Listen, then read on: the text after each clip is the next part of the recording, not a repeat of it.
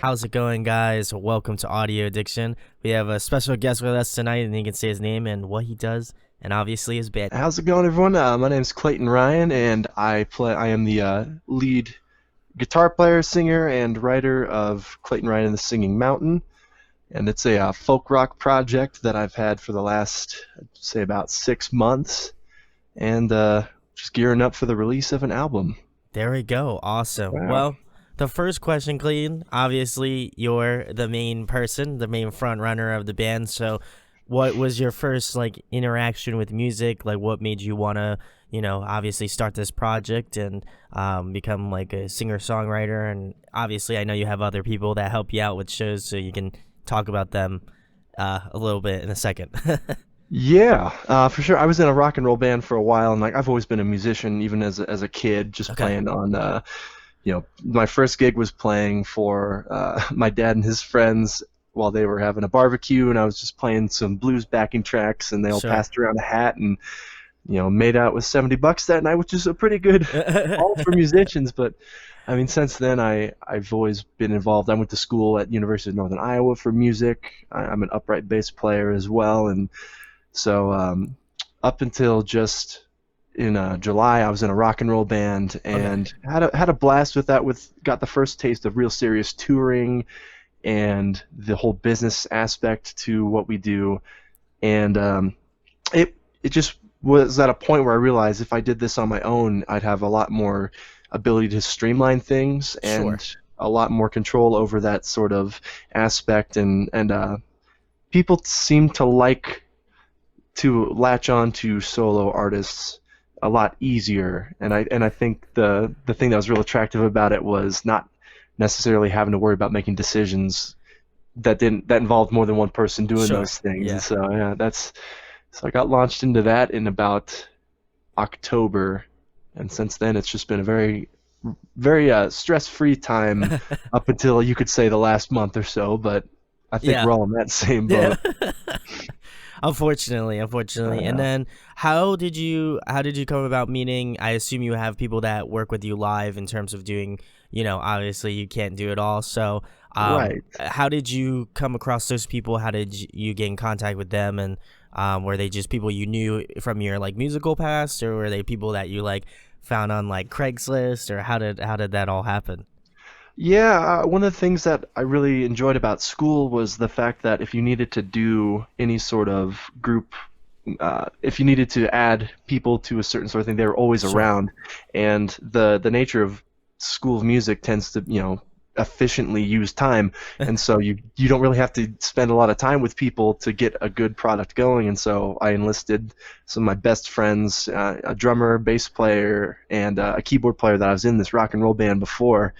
And so for the live shows, we play with that four plus an electric guitar and trumpet player Oh that wow. I knew that also went to school, and I was a bass player in his band as well. And so there's a lot of sharing of the workhorse musicians in especially the community I came from. And so it would be something on the lines of we got a gig a month out, and I would send those people that I wanted here, like here's the Google Drive, here's the Bible, and listen to it. And if you have any questions, I can surely answer them, and we'll get together on this date and we'll rehearse. And if it doesn't work out, then we'll add another rehearsal. And thankfully, with this group that played on the record, only needed actually we didn't even rehearse for the record when we were going into the studio. Just it was a team that I knew would bring an A game, There we go. and actually, quite frankly, I felt like the weak link in the session because these guys were so ready for it, and I was tackling all the business and tackling all the the fear of the music not going the way I wanted to. And so when I got there, I realized I'm the one that should have put in a little bit more work for it. And so definitely a learning experience for that. They showed That's me how to do it.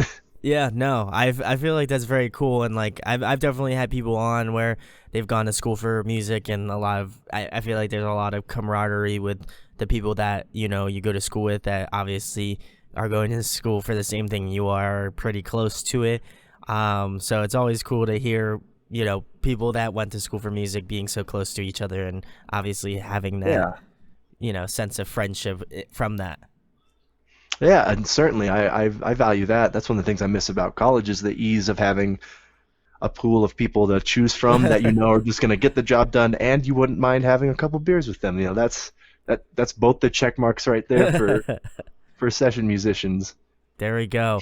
Well, the next question, Clayton, this might be a little bit sad, obviously, to ask now, but what are some favorite venues you guys like to play at or catch a show at in your free time? Yeah, kind of a nostalgic trip right now at the moment, but Yeah.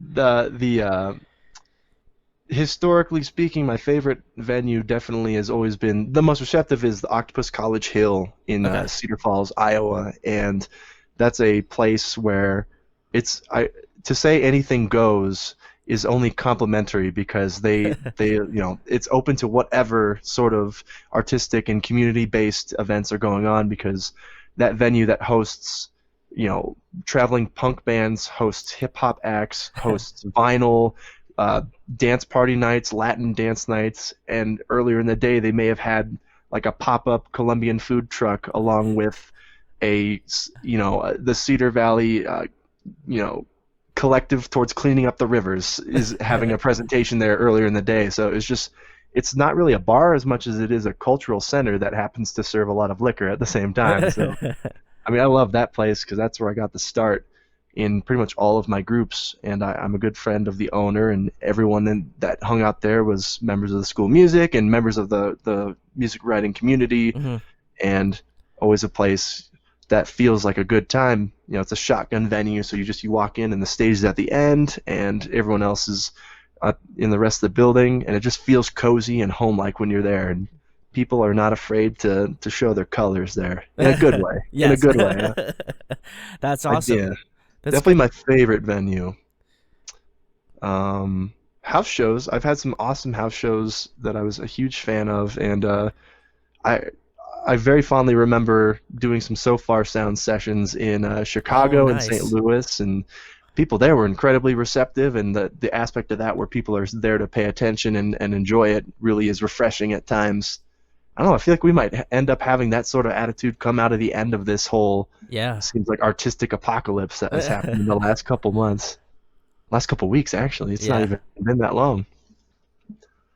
Yeah, that's let's see. Definitely one of my favorite ones. The most memorable one was playing at Woolies in Des Moines, and that's a big Okay. venue where a lot of big uh, traveling acts come through. And somehow we got hooked onto this show. Oh, It was an album awesome. release show, and we only got added to that bill and moved to that venue because the one we were originally going to play at had a water main break, and so Wow. it worked out in our favor. But it definitely was one of those venues that feels huge, and the light and sound is just massive, and like that real first taste of a real grand scale venue. And so that Sure. I very fondly remember that for sure.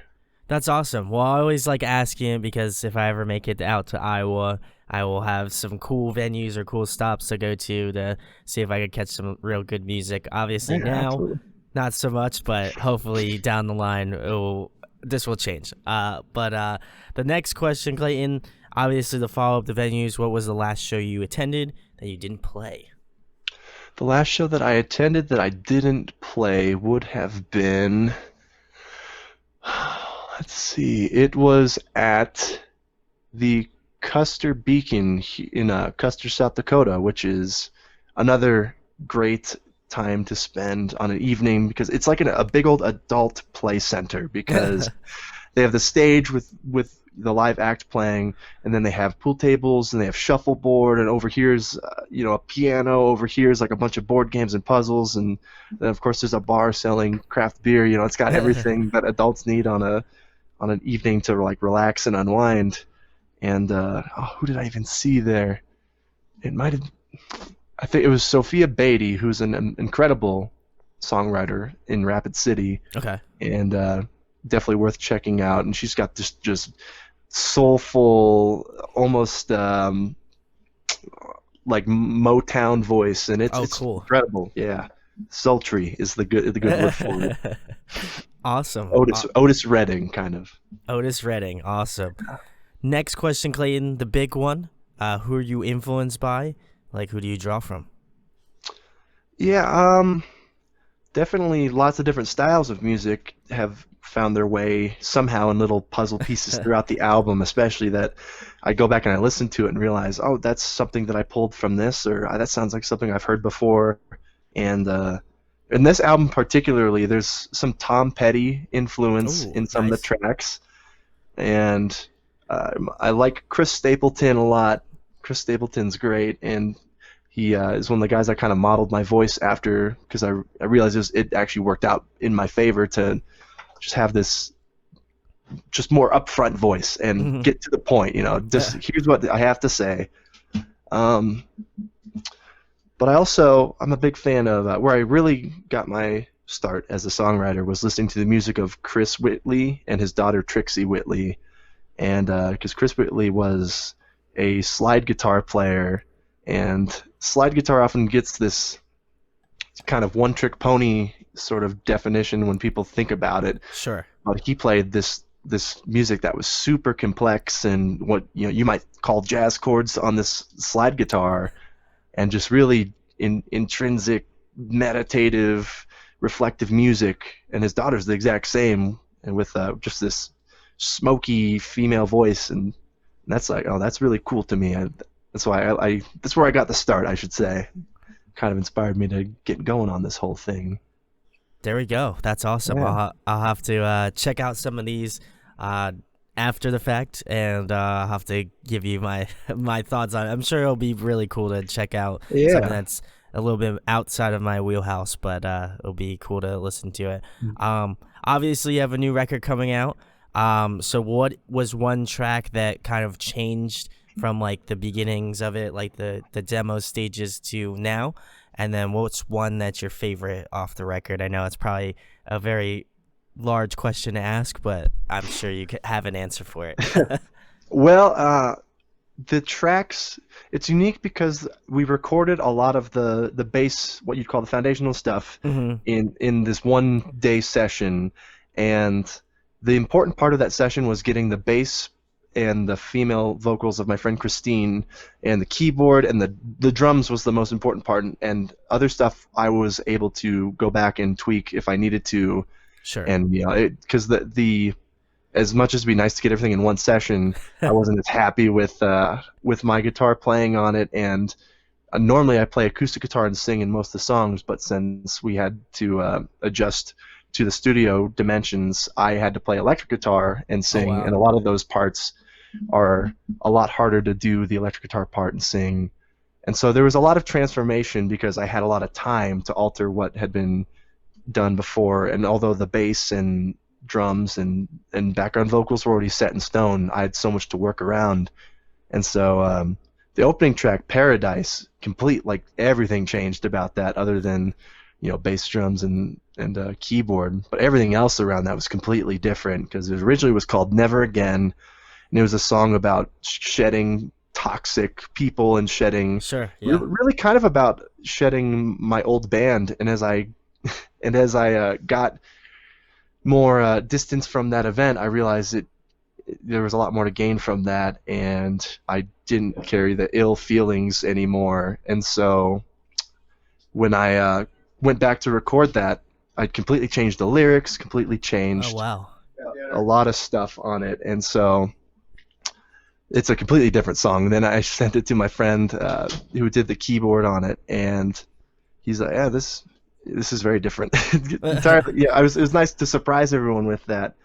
So I mean, that's the one that definitely changed, I'd say, the most on it, Okay. and probably one of my favorite ones on the album too. For answering that question too, but the second track, Deeper Than the Skin, is the Okay. most, like, I'd say, Tom Petty-ish on it, and it's just a straight ahead rock Americana folk rock tune, and yeah, just it's got a good message that I had a lot of fun, changing the lyrics on that one too, and by the end it was a completely different beast, and I'd record one set of lyrics and then listen to it and think, this doesn't align with what I want to try and get out of this song, and so back to the drawing board, and eventually just got to a point where it's like, this is as close as I think I'm going to get to happy about it, so I'm just going to stick with it and put the mic down and walk away.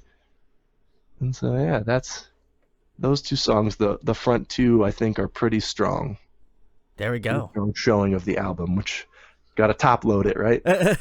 Just a little, just a little. Yeah. Well, hopefully, I'm almost positive the rest of the songs will sound as just good. So, um, but the next question, would be, what have you been jamming recently? What's currently on, I guess, Spotify? What have you been listening to as of recent? Um, as of recent, I know I've been trying to check out. As of recent, I've checked out a lot of soundtrack and musicals and classical music actually, because going through the process of the album and listening to it at the end, when I finish an album, I listen to the album a lot to like reflect on it and think if it's Yes. everything I want. And so I kind of wanted to distance from that now that it's all done and it's going out through the airwaves and getting ready to be sent out. And so I distance myself by listening to some other music that I love that's completely different. And I'm a particular fan of Antonin Dvorak's music, and then I really do like Broadway musicals because it's a lot of different aspects of different genres, rock and Sure. roll, classical, jazz, but it's all exaggerated, so you get to hear like what is the most that kind of music can be, and it's in musicals, and so I like that. And right now I live in the Black Hills of South Dakota, and with all the pandemic stuff going around and the closing of venues and the kind of somberness in the air, and along with it snowing currently, it makes it perfect for soundtrack music. Yeah. Especially dark, brooding soundtrack music. Just kind of one of those moments where you make your own soundtrack, and I've been doing that a lot lately. As musicians are dramatic, aren't we? you know? Yeah, I believe so, but that's why, I feel like that's what makes me keep coming back to have people on like you, where you just never know. You can always have somebody different on to talk about different life subjects and different Yeah, things that you may not have envisioned to begin with. yeah, for sure, exactly.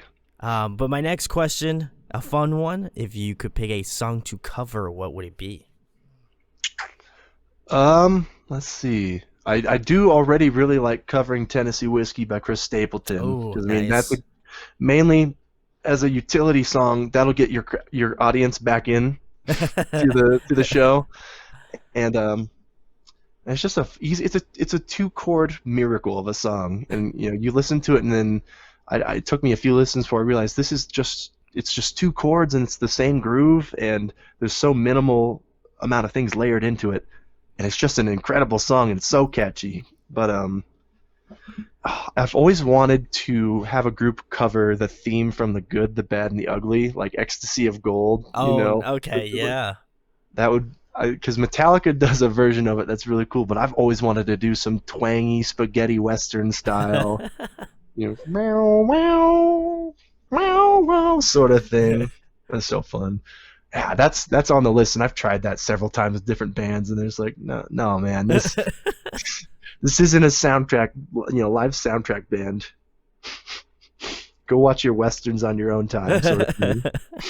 Well, hopefully next time around you'll be able to get it going. And if you have any recommendations, guys watching, make sure to drop them below. Maybe check them out. But the next question is, if you could pick somebody to collaborate with, whether it be a guest feature on your next record or a producer you'd like to work with, who would it be? Um, let's see. I know to keep it in the Midwest and Iowa, especially Iowa, I would love to collaborate with Elizabeth Moen because she not only has a very unique identity and very, um, I think, authentic music, but she also is such a hustler with the business and promotional side of things, and it's obviously shown because I really respect her, how far she's gone in the short time that I guess I tuned in to her music when we played a show. It would have been about 2 years ago, and so that would be, I think, an incredible collaboration. At least just to do like one song or to play even bass on a track for her or something like that. It'd just be cool just to be around that sort of professionalism and that sort of like person that wakes up and their eyes blink open and they think, all right, today I'm going to hit it hard and promote some music because that's she's definitely a person I've started modeling a little bit of that off of. And it's just someone that came from a college town, only a few hours away, an hour and a half away from where I came from. To like see someone make it in that sense is inspiring too. So that would be definitely, I think, the realistic one I would choose. And if it would be anyone, I'd say like Dan Arbach or Chris Stapleton. Ooh, yeah, Dan Albrock. That'd be very cool. Black Keys. Yeah, for sure. Because he's worked with a lot of my favorite bands, including Rival Sons as a rock and roll band. And he's worked with them, and oh, that would be just a cool circle to get into, wouldn't it? That'd Yeah. be the ultimate circle of people to hang out with. They show photos of you 30 years from now hanging out with them and in the studio. Yeah. There we go. Well, we'll have to let Dan know via the social media that you can get something happening. But the next question, Clayton, if you play guitar, you obviously sing, and I'm sure you do a whole host of other instruments. But if there was another one you could master, what would it be? I have failed to learn piano effectively, and I need to. Like, that's bottom line. I just need to for the amount of things I want to do, because even just the sense of being able to play piano on records and do my own MIDI stuff. Like, I also am trying to start composing music for bass, especially because it's just so devoid of that in the classical era, in the classical scene. And I just realized I have no real sense of the piano when I'm writing for it.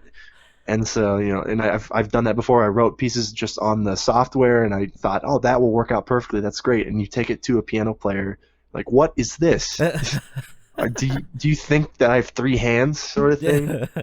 Yeah, no, I need to just buy even just a cheap keyboard and just do it. And I think I got a lot more time on my hands now to do it, so I might as well.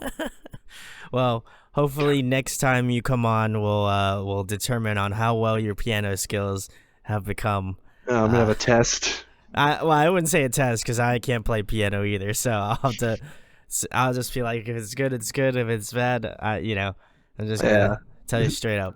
But the next question, Clayton, if you were to compile a dream tour, who would be on your lineup? Obviously, your band is on it as well. Just Oof. putting that out Okay. there. Yeah. My band, along with I'd say Ian No, who's an awesome singer-songwriter from Kentucky, and I saw him. And he's just, he'd be a great one to add to the bill. And I saw him when I saw Rival Sons, and he was just the opener, and he was like one of the best parts of the entire show. Like, I was in awe just listening to his simple and down-to-earth, really impactful music. So I'd say him, and then let's see here. Trying to think who else would be a good, like, who'd be the headliner. Yeah. Yeah, because I'm gonna put myself like in the middle there. Okay, that's a good idea. There you go. Just to aim high. Let's see. It'd be really cool to tour with. I mean, Chris Stapleton, of course, because he's a professional. He'd know every way, every step along the way, how to just not kill each other. But trying to think of some other bands that I've just.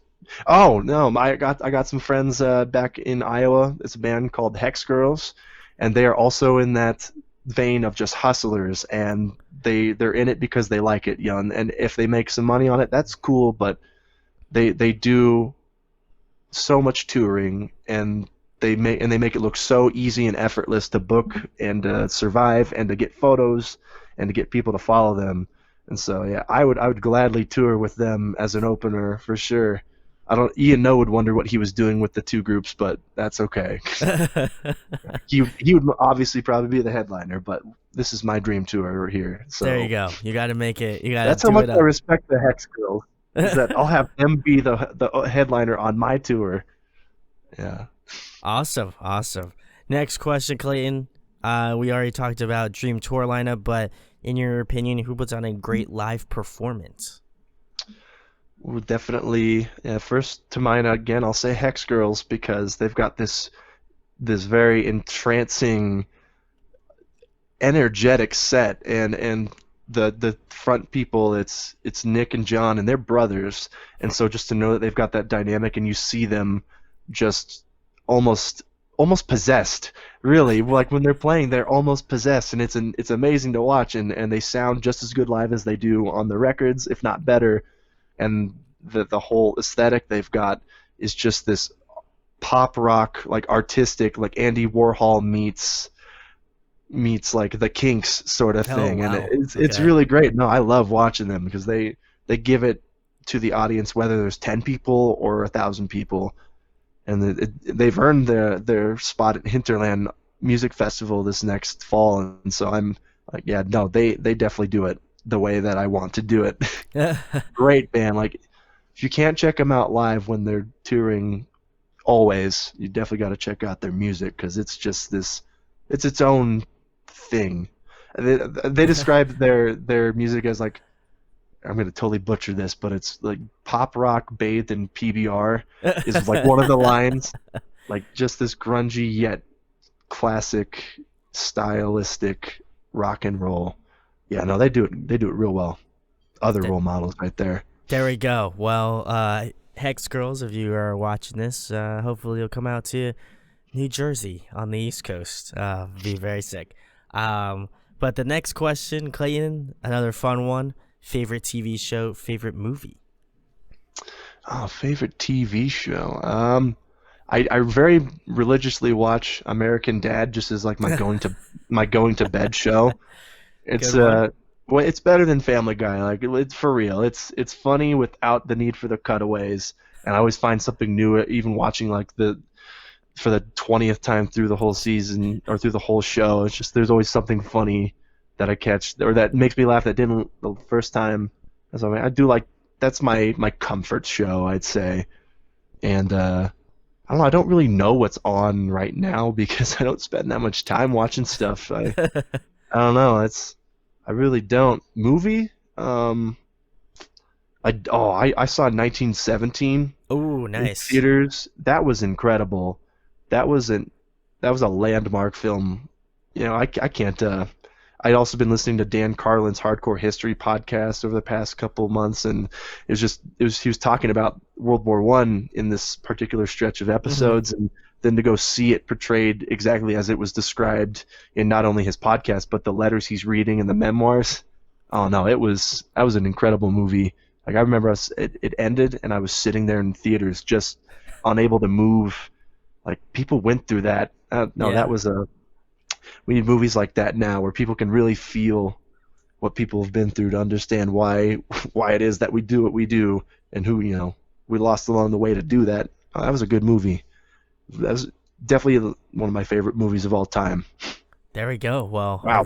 everybody go check out 1917 if you haven't.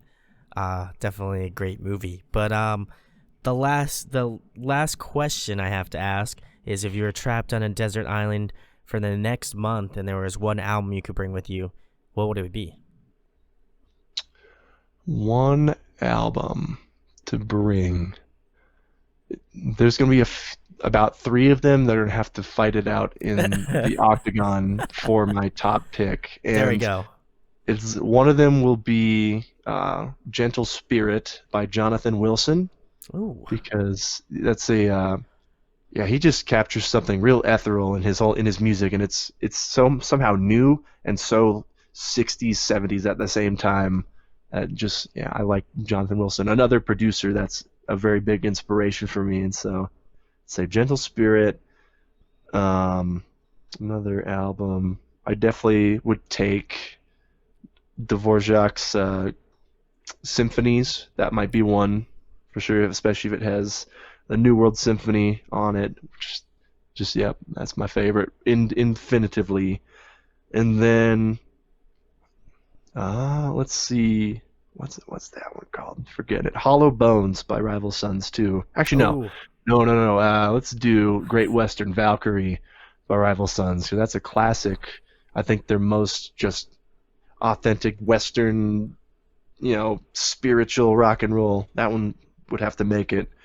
And Jay Buchanan of that band just howls like a demon. yeah. Like, he's a role model for singers for me, and I've gone to great lengths destroying my voice to try and sound like him.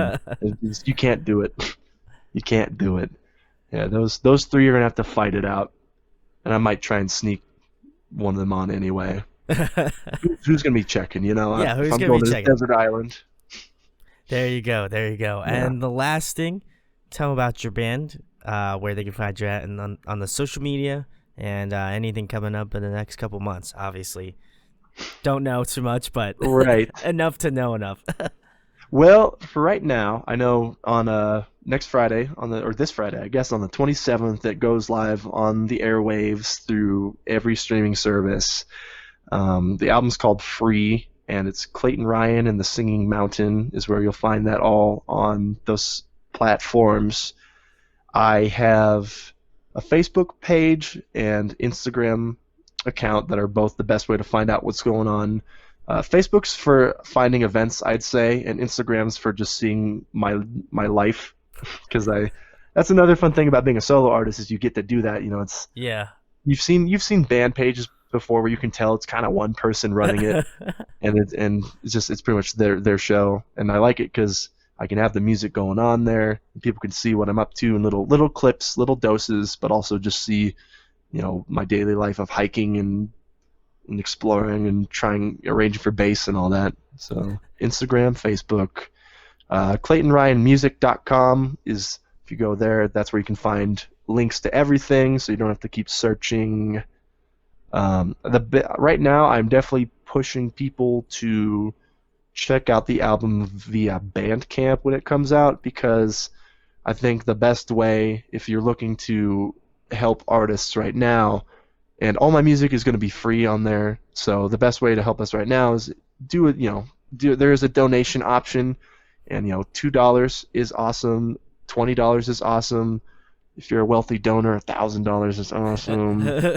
But Bandcamp's the best way right now, and because Spotify doesn't pay artists anything at all, but it's a great tool for getting people to listen to it. Sure. Yeah. So I guess the only thing I'd ask is just, if you're not gonna pay, just help share, help spread it, one or the other. Pay or share, both. They're great. I understand this huge market we compete in it can be overwhelming and people get turned off to it, and so just if you don't, just give where you can. That's all I've got for it. Just give where you can.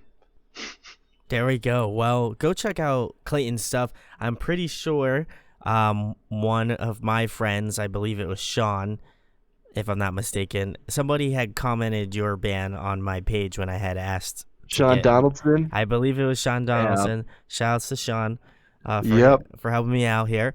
But go check out Clayton's stuff. All of the links are in the description where you find out of his music. I will leave the Bandcamp link below, so please go buy it. I know a lot of people will be going through some financial issues, but if you can definitely spare the extra cash, do it. I'm excited to listen to it. I'm excited to listen to the new record when it comes out on Friday. Just because I had no prior knowledge. Usually I do a little homework, but this time around I wanted to kind of just, fly blind a little bit. So I'm excited to check his stuff out. And all the links will be below. But I think, do you have anything else to say, Clayton? No, I just gotta say I appreciate you taking some stranger from the Midwest onto your show, and this is a great thing you're doing. I think we need it now that everyone's sitting at home and trying to figure out what to do with all this free time. And so, I think this is gonna be a good time for humans on the other side. We're gonna value these live shows a lot more. Yes, I think. I know I will. Oh, I will. I feel like I'm going through a little bit of concert withdrawal right now, but you got lemons, you gotta make lemonade. So go check out Clayton's stuff. Seriously, links in the description. If you enjoyed this interview, share it, like it, subscribe. It goes a long way. And thanks, of course, to Clayton for coming on tonight. It's greatly appreciated. All right, y'all take care now.